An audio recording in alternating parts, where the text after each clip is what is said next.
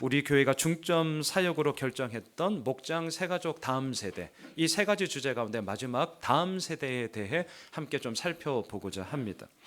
오늘 설 연휴를 맞아서 지금 우리가 함께 온가족 연합 예배로 우리 자녀들도 함께 예배를 드리고 있는데요. 제가 이 말씀을 좀 준비하면서 가장 부담스러웠습니다. 자, 목장 새가족 다음 세대. 목장, 새가족 이런 부분들에 대해서는 좀 연령으로 따진다면 이제 청년 또는 장년, 저와 같은 세대의 이야기이기 때문에 훨씬 더 좀 마음에 공감이 가고 또한 그 부분에 대해서 뭔가를 해보면 그래도 좀 될 것 같다라는 그런 것이 있기 때문에 손에 잡혔기 때문에 부담이 조금은 덜했어요. 근데 오늘 우리가 마지막으로 좀 Y 시리즈 네 번째로 나누게 될 이 다음 세대에 대한 부분은 물론 저도 새 아들을 키우는 아비입니다. 그런 부분에 있어서도 훨씬 더 부담이 가지만 또 한편으로는 이것에 대해서 과연 어떤 부분으로 우리가 나아갈 수 있을까에 대한 고민이 여전히 저에게도 많이 있기 때문입니다. 여러분, 미국에서 조사한 결과인데요, 어린 시절 교회에 다니던 사람들을 한 100명이라고, 우선 샘플로 한 100명이라고 예를 하면 미국 상황입니다만 초등학교 때 한 40여 명, 중고등학교 때 40여 명 다 교회를 떠난다는 거예요. 그리고 어른이 되어서도 신앙을 이어나가는 사람이 15명 내외, 많이 잡아도 20명이 안 된다는 거죠. 물론 미국적인 상황입니다. 그렇다면 우리나라는 어떤가? 이 부분에 대해서 객관적인 자료가 없어요. 사실은 자료가 없습니다. 그렇기 때문에 제가 이렇다라고 말씀은 못 드리겠습니다. 하지만 좀 안 좋은 분위기를 감지할 수 있는데, 그것은 뭐냐면, 여러분 놀라지 마십시오. 우리나라 교회의 50% 이상이 주일학교가 없습니다. 우리는 지금 체감을 못해요. 서울 경기권에 있는 교회들은, 특히 도시에 있는 교회들은 에이 설마. 근데 실제적인 예로요, 저희 교회가 속해 있는 이 시차례, 노예 아래 시차례라고 더 지역적으로 묶여져 있는 시차례에 있는데, 제가 지난 수요일 시차례 모임을 다녀왔는데 저희 시차례만 해도 주일학교가 없는 교회가 50%가 넘습니다. 멀리 갈 것도 없어요. 저희 교회가 속해 있는 시차례도. 여러분, 우리나라 10대 청소년들과 또한 청년 대학 캠퍼스의 복음화율을 지금 3% 내외로 보고 있습니다. 3% 내외예요. 3% 이하를 선교학에서는 미전도 종족이라고 얘기를 하죠. 우리 자녀들을 일컬어서 미전도 종족이라고 지금 불러야 된다는 거예요. 지금 아주 심각한 얘기로 오늘 설교가 지금 시작되고 있습니다. 2013년 한미준, 한국교회의 미래를 준비하는 모임, 한미준이라는 단체가 있는데, 그 연구 보고서에 의하면 이런 것이 있었어요. 교회를 지금 다니고 있는 청년들 84.5%가 중학교 이전부터 교회를 다녔다가 65.1%, 중학교 이후부터, 소위 청소년 시절부터 교회를 다녔다가 19.4%였어요. 여러분, 이 수치를 한번 잘 보십시오. 중학교 이전부터, 유치원 초등학생부터 또는 모태신앙으로부터 교회를 다녔다가 65.1, 그 이후에 중학교 이후부터 교회를 다녔다가 19.4. 자, 이게 주는 메시지가 있는데, 첫째 이런 거죠. 유치원이나 초등학생 때나 지금 우리에도 지금 이 자리에도 함께 우리 아이들이 같이 예배를 드리는데, 쟤들이 뭘 알겠어 라고 어른들은 생각할지 모르겠지만 그게 아니라는 거예요. 그 아이들이 설령 졸고 떠들고 그냥 안 듣는 것 같아도 그들에게 뿌려진 그 복음의 씨앗이 그들의 인생 가운데 얼마나 든든한 복음의 뿌리가 되는지를 이 통계가 우리들에게 정확하게 보여주는 거죠. 또한 흔히 우리 주변에 모태신앙이라고 있죠. 믿음의 가정에서 태어나서 살아가지만 뭔가 보기에 제가 신앙이 있는 건지 없는 건지 모르겠어. 소위 미적지근해. 안 믿는 것도 아니고 믿는 것도 아니고 도대체 뭐냐, 이렇게 말을 할 수 있을지는 모를지언정, 하지만 중요한 게 있습니다. 그 모든 삶의 여정들 속에 결국 믿음의 뿌리를 가지고 믿음의 그 정도를 그래도 걸어가는 자들이 누구냐라고 물을 때에 모태신앙의 그 힘이 여전히 크게 발휘가 되더라는 거예요.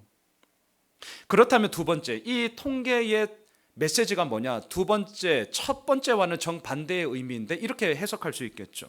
어릴 적부터 믿음 생활을 하지 않았고, 특별히 부모가 예수를 믿지 않는 가정에서 태어났다면 그 자녀들이 예수를 믿는 확률은 훨씬 더 떨어진다는 거죠. 이미 우리나라가 그 시대에 이미 접어들었어요. 이미. 이 말을 제가 뒤집어서 말해볼까요? 전도를 통해서 예수를 믿는 경우가 우리나라도 이미 훨씬 더 줄어들고 있다는 거죠. 쉽지 않습니다. 쉽지 않아요. 자, 그렇다면 더 범위를 좁히죠. 우리 교회는 어떤가? 남의 교회 말할 거 없고 뭐 대한민국 갈 것도 없고, 자, 예수 호미실 교회는 어떤가? 2년 4개월이 되었어요. 개척한 이후로 제가 통계를 쫙 봤어요. 재정 말고 출석, 실질적인 출석 통계를 제가 이번 주 쫙 봤어요. 그러면서 제가 계산을 해보니까 우리 청장년 출석 대비 우리 자녀들의 실질적인 출석률이 비중이 35%, 많으면 40%인데 40%까지는 안 갔어요. 거의 35% 내외예요. 35%. 자, 이러한 수치가 다른 교회에 비해서 높은 것인지, 비중이 높은 건지 비슷한 건지 낮은 건지 저는 잘 모르겠어요. 왜? 이러한 통계가 없기 때문에. 뭐 다른 교회 실적인 출석이 어떤지 저 잘 모르기 때문에 전 모르겠어요. 하지만 제가 개척을 준비하고 기도하면서 사실은 제가 꿈꿨던 게 뭐냐면, 구체적으로 말하면, 주님, 예수 호미실 교회의 자녀들이 우리 청장년에 비해서 한 50% 정도까지 출석하는 교회가 되면 좋겠습니다. 제가 사실 개인적으로 교회를 디자인하면서 꿈꾸면서 생각했던 게 있거든요. 50%. 여러분 한번 생각해 보세요. 아이들이 마음껏 예배하고 즐거워하고 때로는 막 우는 소리가 그냥 단지 시끄러운 소리가 아니라 진짜 우리 모든 어른들에게 기쁨과 감사의 소리가 되는 교회. 너무 이상적인가요? 얼마나 좋아요. 오늘 나오지는 않았지만 저 사무실에 최준필 이선영 집사님이 유아를 이렇게 꼭 껴안고 예배 드리는 모습을 볼 때면 제가 얼마나 좋은지 몰라요. 얼마나 좋은지 몰라요. 여러분, 정말 자녀들에게 온 마음을 다하고 싶습니다. 그래서 저희 교회 공간만 봐도 여러분들 아마 아실 거예요. 지금 오늘 우리가 드리고 있는 이 비전홀, 이 본당 크기랑 우리 예단부가 드리는 어와나실, 이 예단부 크기랑 거의 비슷해요. 목사들의 욕심이 있어요. 목사들의 욕심. 그게 뭐냐? 본당을 어떻게 하면 되도록 키워볼까? 어느 교회를 가도 아마 뭐 다 구조를 잘 보세요. 구조는 곧 그 교회가 추구하는 정신이에요. 제가 누누이 말씀을 드리잖아요. 말로 설탕 발림하는 거 얼마든지 얘기할 수 있다니까요. 하지만 우리들의 실질적인 힘이 어디에서 나타나느냐? 그 사람이 거하고 있는 구조, 공간 내도 엄청난 메시지가 있습니다. 저 벽 터고 싶어요. 이 공간 더 넓히고 싶어요. 그리고 채웁시다. 푸시하고 싶습니다. 저 그 마음이 있어요. 그럼에도 불구하고요, 예단부 친구들이 어하나를 하면서 특별히 2부 예배 시간에 이제 맞물리니까 다 들리잖아요. 이겨라 게임도 하고 응원도 하고 또 예배를 드리면서 즐거워하는 그런 소리가 들린다는 거죠. 이게 얼마나 좋은지. 2부 예배를 드리고 있노라면 제이 드림홀에서 우리 중고등부 친구들의 찬양 소리가 들려요. 여러분, 청소년들이 입을 열고 찬양을 한다는 건 기적 중에 기적인 줄 아십시오. 기적인 거예요. 그런 찬양 소리가 들리는 게 얼마나 저의 마음속에 좋은 줄 아세요? 우리 예사랑 부실에서, 브리지 카페 안에 있는 예사랑 부실에서요, 우리 어린아이들이 히즈쇼 예배를 드리면서요 하나님을 기뻐하고 즐거워하는 모습을 보고 있노라면 이게 얼마나 감사한 겁니까? 여러분, 모든 공간에서, 비록 이 상가의 좁은 공간이지만 곳곳에서 부모와 자녀들이 하나님을 예배하며 기뻐하며 그 가운데서 이루어지는 이야기가 이 오늘 예수 호미실 교회에서 이루어지고 있다는 사실이 저는요 얼마나 감사한지 모릅니다. 그래서 올해 들어 저의 마음속에 더욱더 간절함이 생겼습니다. 아내와 대화를 할 때도 이 주제가 훨씬 더 많아진 것 같아요. 그게 뭐냐? 다음 세대에 대한 부분. 주님, 정말 우리 교회 자녀들이 훨씬 더 많아졌으면 좋겠습니다. 더 세대가 다양해서 다양한 예배가 드려졌으면 좋겠습니다. 주님, 더 마음을 다해 기쁨과 감사로 하나님을 예배하고, 정말 복도에서 우리가 막 어른들이 예배를 드리는데 막 아이들이 와서 막 부모를 찾는, 뭐 어때요? 그런 자녀들이 훨씬 더 많아지는 다음 세대에 빛이 있는, 소망이 있는 교회, 주님 그런 교회로 인도해 주십시오. 더더욱 마음의 간절함이 이루어졌습니다. 자, 여러분, 다음 세대 왜 세워야 하냐고요? 그렇게 해야만 믿음의 유업이 끊어지지 않고 믿음의 개성이 이루어지기 때문입니다. 다음 세대 왜 세워야 하냐고요? 그렇지 않으면 다음 세대가 아니라 다른 세대가 되기 때문이죠. 자, 앞에 스크린을 다시 한번 보실까요? 오늘 본문 2장 10절. 우리 다시 한번 우리 모두 함께 읽어봅시다. 시작. 그 세대의 사람도 다 그 조상들에게로 돌아갔고 그 후에 일어난 다른 세대는 알지 못하며 여호와께서 이스라엘을 위하여 행하신 일도 알지 못하였. 오늘 본문에 보시면 두 부류가 나옵니다. 그 세대의 사람이 나오고요, 그 후에 일어난 세대가 나옵니다. 자, 먼저 그 세대의 사람은 누구냐? 앞에 스크린을 보시죠. 2장 7절을 한번 띄워주시죠. 함께 읽겠습니다. 시작. 백성이 여호수아가 사는 날 동안과 여호수아 뒤에 생존한 장로들 곧 여호와께서 이스라엘을 위하여 행하신 모든 큰 일을 본 자들이 사는 날 동안에 여호와를 섬겼더라. 자, 10절에서 말하는 그 세대의 사람은 누구냐고요? 7절에 나오는 여호수아가 사는 날 동안에 그 여호수아와 함께 살았던 사람들, 하나님의 큰 일을 경험한 장로들이 사는 날 동안에 그 장로들과 함께 살았던 사람들, 그 사람들이 오늘 본문에 나오는 10절에 나오는 그 세대의 사람들이에요.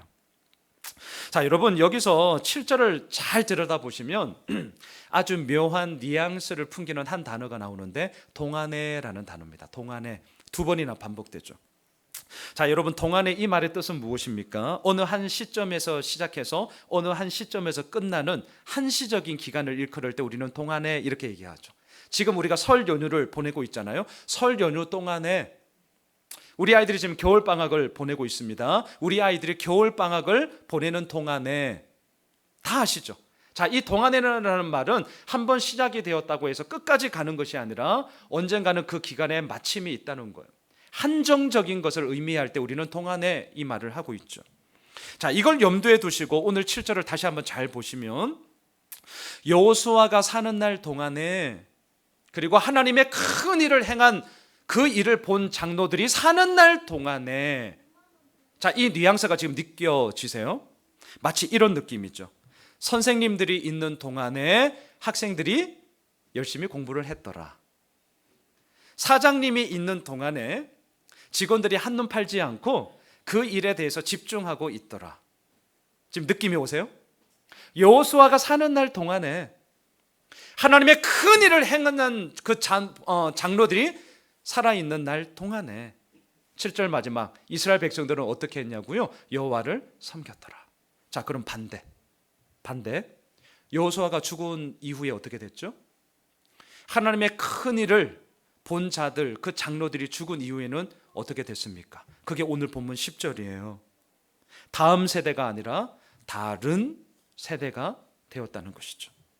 여러분, 다음 세대, 부모의 믿음과 가치, 정신과 유업을 이어받아 자신들의 삶에 적용하고 이것을 더 발전시키고 나중에는 자신의 자녀들에게 그 믿음의 가치와 정신과 유업을 이어나아가는, 돌려보내는 세대, 이게 다음 세대죠. 하지만 다른 세대는 어떻습니까? 그 부모의 믿음과 가치, 정신과 유업은 온데간데 없고 자기 멋대로, 자기 마음대로 그저 살아가는, 자기 소견에 오른 대로 살아가는 세대, 그게 다른 세대입니다. 지금 여호수아가 사는 날 동안에는 그 믿음의 유업이 이어졌습니다. 하나님의 큰 일을 본 장로들이 살아있는 동안에는 그 일이 이루어졌다는 거예요. 근데 그 모든 사람들이 다 죽고 난 이후에는 다른 세대가 되었습니다. 자, 여기서 우리는 질문을 던지게 되죠. 왜 이런 일이 일어났는가? 도대체 무슨 일 때문에? 여러분, 이 질문에 대해서 많은 답을 할 수 있을 거예요. 어떠한 상황적인 부분을 얘기할 수도 있을 것이고요, 환경에 대한 부분을 이야기할 수도 있을 것이고, 아니면 신앙 교육에 대한 부분들도 이야기할 수 있을 것입니다. 정말 많은 이유가 있을 겁니다. 하지만 저는 오늘 본문에 근거하여서 이렇게 말씀을 드리고 싶어요. 가장 근본적인 답은 부모인 우리에게 있다. 부모인 우리에게 있다. 부모가 말하는 신앙과 부모가 살아가는 삶의 태도가 다르기 때문이다. 자녀에게 여호수아가 되라고 말하기 전에 부모인 우리가 먼저 여호수아가 되자. 이게 오늘 설교의 저의 결론이에요. 여러분, 아이들을 키우면서 제가 점점 더 분명해지는 게 있습니다. 아이들은 제가 하는 말을 통해 배우는 게 아니라 오늘을 살고 있는 저의 뒷모습을 통해 배운다는 사실이 더욱더 확실해져요. 제가 목사잖아요. 목사로서 우리 아이들에게 믿음을 아무리 말을 한다 할지라도 그 말이 우리 아이들에게는 잔소리이지 믿음의 옳은 소리가 잘 되지 않더라고요. 그렇다면 우리 아이들은 뭘 보고 배우는가? 이 아빠이자 목사인 저의 말을 통해서 배우는 것이 아니라 결국은 하루하루를 살아가고 있는 저의 뒷모습을 통해 결국 우리 아이들이 배운다는 것을 저는 알게 됩니다. 그렇기 때문에 오늘 본문 다음 세대가 아니라 다른 세대가 나온 이유가 뭐냐고요? 환경적인 이유, 신앙 교육에 대한 이유. 2월 16일 날 우리 교회는 교사 컨퍼런스를 통하여서 이 부분에 대해서 우리도 몸부림을 칠 겁니다. 하지만 저는 오늘 이 본문을 의거하여서 다시 한번 이렇게 말씀드리고 싶어요. 자녀가 아니라 문제는 부모다. 저는 이렇게 말씀드리고 싶습니다. 그래서 문제아가 있는 게 아니라 누가 있냐고요? 문제 부모가 있는 것이죠. 여러분 스크린을 한번 보시죠. 사사기 2장 2절 우리 같이 한번 읽어봅시다. 시작. 너희는 이 땅의 주민과 언약을 맺지 말며 그들의 제단들을 헐라하였거늘 너희가 내 목소리를 듣지 아니하였으니 어찌하여 그리하였느냐. 이게 누구냐고요? 오늘 본문 10절에 나오는 부모 세대였습니다. 이게 부모들이었어요. 하나님의 음성을 듣지 못한 게 아니라 하나님의 음성을 듣지 않았습니다. 여러분 잘 보셔야 됩니다. 하나님의 음성을 듣지 못한 게 아니라 하나님의 음성을 듣지 않았어요. 무슨 말이죠? 왜 듣지 않았죠? 하나님보다 내가 옳다. 이 부분에 대해서는 내가 이미 최종 판단자, 최종 결정권자로서 내가 이 자리에 내가 서겠다. 하나님, 이 부분은 제 전문이에요. 하나님의 음성을 듣지 못한 것이 아니라 이들은 듣지 않았습니다. 왜? 최종 판단자의 자리에 이미 부모가 서 있었기 때문이죠. 이것만이 아니에요. 계속 스크린을 보시죠. 3절 4절 계속 읽겠습니다. 시작. 그러므로 내가 또 말하기를 내가 그들을 너희 앞에서 쫓아내지 아니하리니 그들이 너희 옆구리에 가시가 될 것이며 그들의 신들이 너희에게 올무가 되리라 하였노라. 여호와의 사자가 이스라엘 모든 자손에게 이 말씀을 이루매 백성이 소리를 높여 운지라. 하나님이 심판과 징계를 내리십니다. 이제 너희들 가시가 너희들 찌를 거고 너희들 가는 길에 올무가 있어서 걸려 넘어질 거야. 그러니까 어떻게 하냐고요? 큰 소리를 내어서 울죠. 여러분 우리는 이런 구절을 보면 워낙 정에 약한 민족이라서 이런 마음이 듭니다. 아니 저렇게까지 울고 있는데 좀 용서해 주면 안 되나? 저렇게까지 울면 이번 한 번만은 좀 봐주면 안 되나? 확실히 대한민국 우리들은요 정에 약한 사람들이에요. 그래서 이런 본문을 보면 이런 마음들이 들어요. 근데 보십시오. 하나님이 지금 원하시는 것은 소리 높여 우는 통곡이 아니라 진정한 회개였습니다. 소리 높여 운다고 다 해결되는 게 아니죠. 여러분 통곡만 있고 진정한 회개와 순종이 없다면 죄송하지만 그 통곡은 자신의 처량한 신세를 한탄하는 신세 타령이 될 수 있습니다. 제가 이 부분에 대해서는 이미 작년에 사사기 강의를 하면서 몇 번 말씀을 드렸습니다.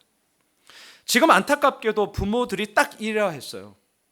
이들은 울고 있었지만 이 울면 진정한 회개와 돌이킴의 이야기가 아니라 어떻게 우리들에게 가시가 있어서 찌를 수 있으며 어떻게 우리가 사는 길에 올무가 있어서 우리가 걸려 넘어지게 하십니까? 우리 이렇게 놔두실 겁니까? 라는 자신들의 신세 한탄이었을 뿐입니다. 신세 한탄이었어요.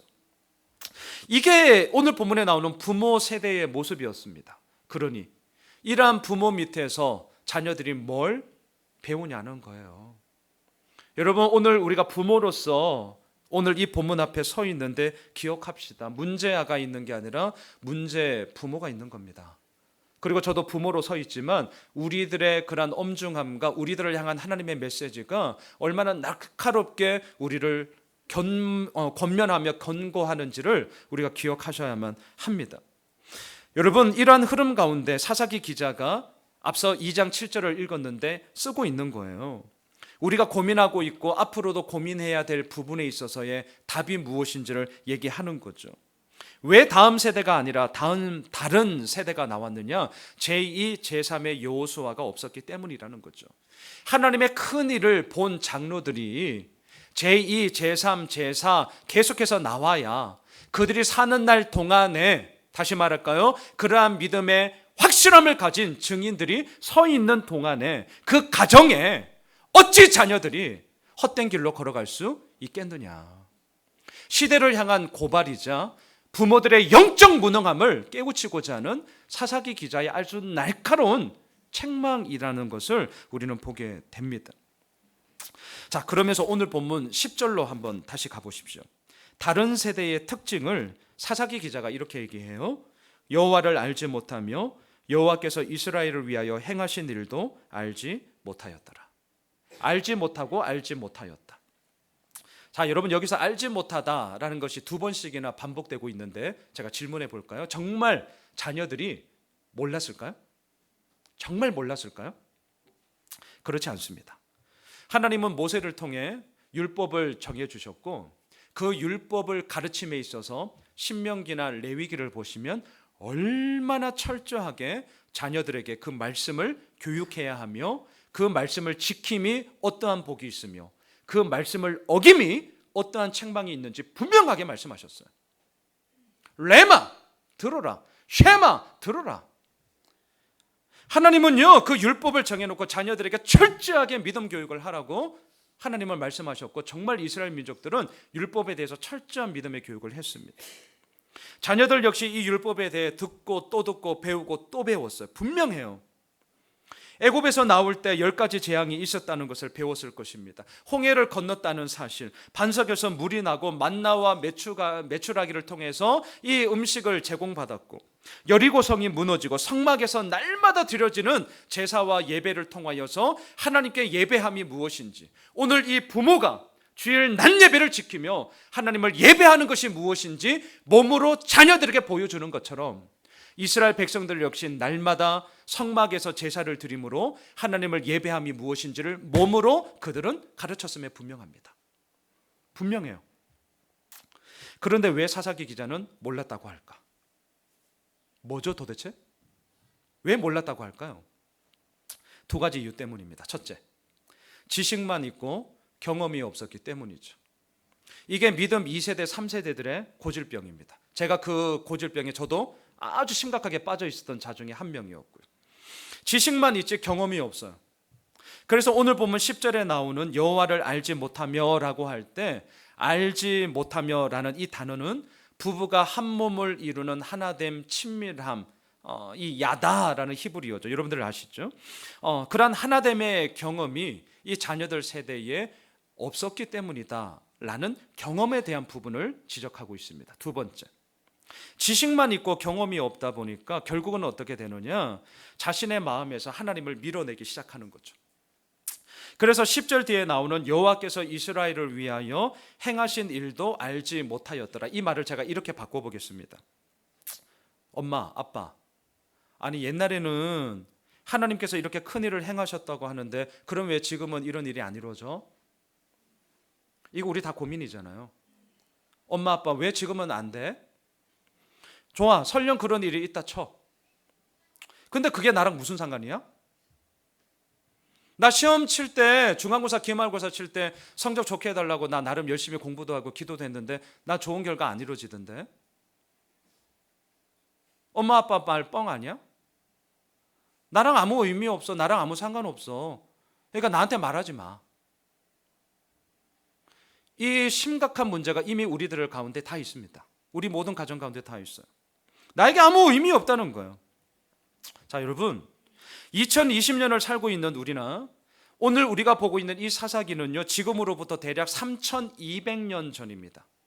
BC 1200년 경이에요. 3200년 전에 살고 있던 사람들이나 고민은 똑같아요. 고민이 똑같습니다. 저 역시 새 아들을 키우는 아비로서 이 고민을 갖고 있습니다. 제가 목사지 우리 아들들이 목사 아니거든요. 목사 가정은 그래도 다르겠지? 아니요. 빨리 그런 착각을 깨셔야 돼요. 목사 가정도 똑같습니다. 자식한테는 이게 안 돼요.